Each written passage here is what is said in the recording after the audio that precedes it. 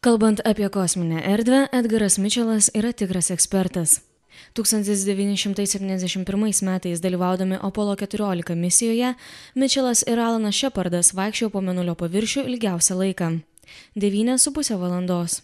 Todėl, kai 77 metų Mitčelas Britanijos radijui pareiškė, kad ateiviai egzistuoja ir NSO lankosi Žemėje, žmonės atkreipė į tai dėmesį.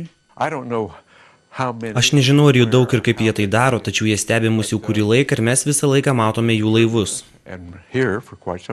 Mitčelas pasakoja dar daugiau. Jo teigimu, tariamas NSO ir negyvos jų komandos atradimas Rosvele 1947 metais tikrai įvyko.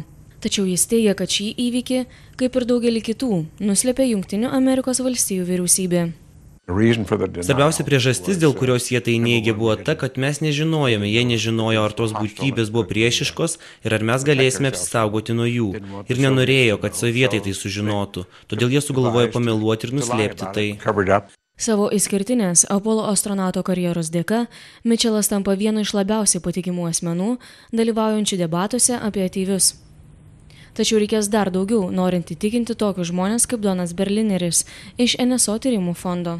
Aš į tai žiūriu skeptiškai ir mano požiūris nesikeis iki kol jis kažko parems tokius teiginius arba kol juos patvirtins kas nors, kas taip pat yra žinomas. Iš viso Mėnulyje buvo tik 12 žmonių.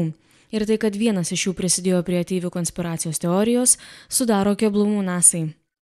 Agentūra teigia, kad Edgaras Mitčelas vis dar yra didis amerikietis, tačiau NASA nepritarė jo požiūriui į ateivius ir NSO.